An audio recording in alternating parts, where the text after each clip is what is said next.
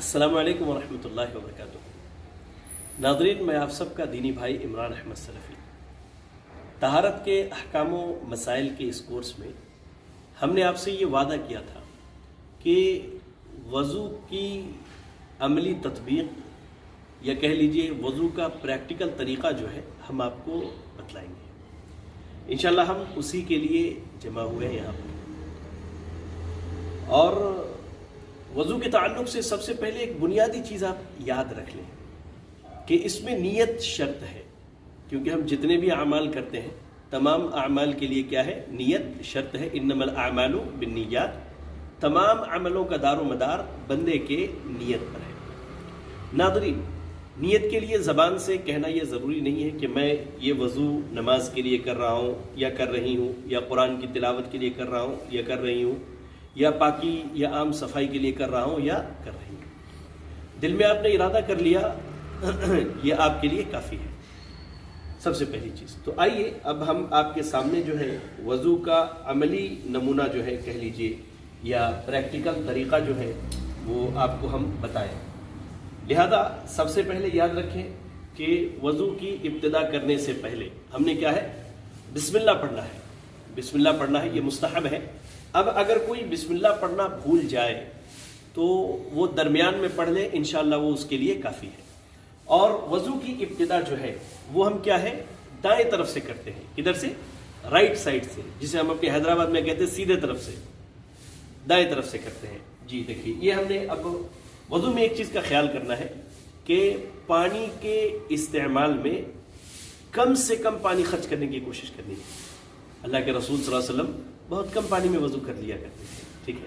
لہٰذا اسی مناسبت سے دیکھیں ہماری مسجد، یہ مسجد عباد الرحمن ہے ہماری، اس میں یہ نلس لگے ہوئے، ذرا نلس قریب سے بتائیں، جو آپ استعمال کیجئے، پانی گرا بند، آپ نے چھوڑا بند، پانی کے کم استعمال کے لیے۔ اور ہم یہاں ایک کھلے نل پر وضو کریں گے آپ کو بتانے کے لیے۔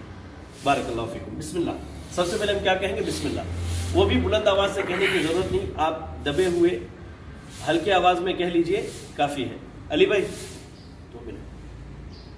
ہلکی آواز میں کہہ لیجئے، آپ کے لیے کافی۔ چلے، ہم نے نل کھولا، اب ہم نے کہا بسم اللہ۔ اب ہم نے دائیں طرف سے، یہ ہم نے دائیں ہاتھ سے پانی لیا اور اس طرح سے کتنی مرتبہ؟ اپنے ہاتھوں کو 3 مرتبہ دھلنا ہے، 3 مرتبہ۔ اب ہم نے 1 مرتبہ دھل لیا، اب یہ 2 مرتبہ۔ اب اس میں انگلی کو ایسے خلال کرنا ہے، دیکھیے انگلی کو کیا ہے؟ خلال کرنے کا حکم دیا گیا ہے، انگلی کو خلال کرنا ہے، ٹھیک ہے نا؟ یہ کہنیوں تک جو ہے آپ نے اپنے ہاتھوں کو 3 مرتبہ دھلنا ہے۔ چلیے، کلائیوں تک، میں نے کہا کہنیوں تک نہیں، کلائیوں تک جو ہے اپنے ہاتھوں کو 3 مرتبہ دھلنا ہے۔ اب آپ نے دھل لیا، اب سب سے پہلا کام جو ہے وہ منہ میں اور ناک میں پانی چڑھانا، جسے کلی کرنا اور ناک میں پانی چڑھانا کہتے ہیں۔ اللہ کے نبی صلی اللہ علیہ وسلم کا معمول یہ تھا کہ آپ 1 چلو پانی لیتے اور آدھا منہ میں ڈالتے اور آدھے کو کیا ہے؟ ناک میں چڑھاتے تھے۔ اور یہ عمل کتنی مرتبہ؟ 3 مرتبہ۔ اور اس کی دلیل کیا ہے؟ سیدنا عثمان بن عفان رضی اللہ تعالیٰ عنہ کی وہ حدیث ہے۔ چلیں بسم اللہ۔ اب جو ہے ہم نے ہتھیلی تک دھل لیا، اب ہم ناک اور منہ میں ایسے پانی چڑھائیں گے۔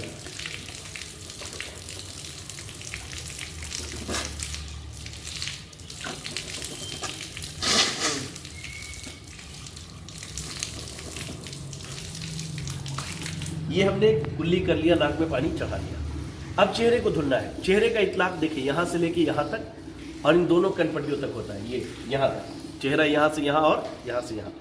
چہرے کو دھلنے میں ایک چیز کا خیال کرنا ہے کہ ہمیں داڑھی جو اللہ نے یہ نعمت دی ہے، جو اللہ نے یہ خوبصورتی کی علامت دی ہے، اس میں خلال بھی کرنا ہے، اس میں خلال کرنا ہے۔ چلیے، اب ہم 3 مرتبہ چہرے کو دھلیں گے۔ یہ پانی لیا ہم نے، یہ 1 مرتبہ ہم نے دھلا، اچھی طرح سے مل لیجیے۔ دوسری مرتبہ دھلا، ٹھیک ہے؟